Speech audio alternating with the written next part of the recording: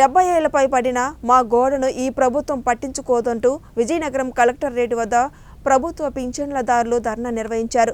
ఈ సందర్భంగా విజయనగరం జిల్లా రాష్ట్ర ప్రభుత్వం పెన్షన్దారుల సంఘానికి జనరల్ సెక్రటరీ నారాయణ మాట్లాడుతూ హెల్త్ కార్డు కింద మా వద్ద నుండి ప్రతి ఒక్కరికి నుంచి 300 వసూలు చేసిందని అన్నారు। దాదాపు ప్రభుత్వం వద్ద 80 కోట్లు ఉన్నాయని ఇంతవరకు హెల్త్ కార్డులు ఇవ్వలేదని ఆరోపించారు।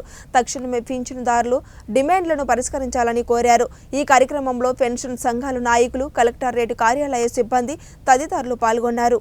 హెల్త్ కి సరైనటువంటి సదుపాయాలు కలిస్తే పింఛన్దారులకి 2 లక్షల నుంచి 2 లక్షలు మాత్రమే ఈ రోజు వరకు హెల్త్ కార్డ్స్ మాకు ఇవ్వడం జరిగింది। కానీ వాటిని కూడా మరి మేము ఏ హాస్పిటల్స్కి వెళ్ళినా సరైనటువంటి గుర్తింపు లేక మరి ఆరోగ్యపరంగా చాలా సమస్యలు ఎదుర్కొంటున్నాం। కాబట్టి ఏదైతే హెల్త్కి ఇచ్చేటువంటి 2 లక్షల రూపాయలు అనేది 5 లక్షలకు పెంచాలనేది ఒక ప్రధాన డిమాండ్గా తీసుకున్నాం।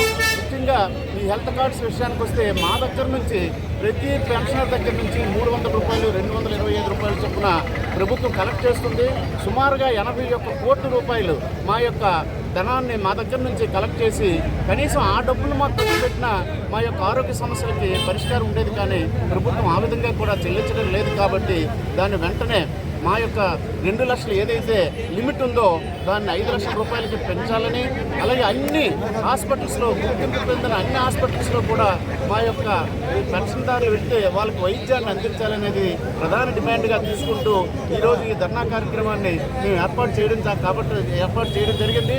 దీనికి మరి మీ మీడియా మిత్రులు, మరి పెద్దలు, ప్రింట్ మీడియా, ఎలక్ట్రానిక్ మీడియా మీరందరూ కూడా సహకరించి మా యొక్క ఈ ధర్నా కార్యక్రమాన్ని ప్రభుత్వం దృష్టికి తీసుకెళ్లి మా సమస్యల పరిష్కారం పట్ల ప్రభుత్వం శ్రద్ధ వహించేట్లు చేయాలని మీ అందరికి కూడా మా ఈ సంఘం తరఫున విజ్ఞప్తి చేస్తున్నాం।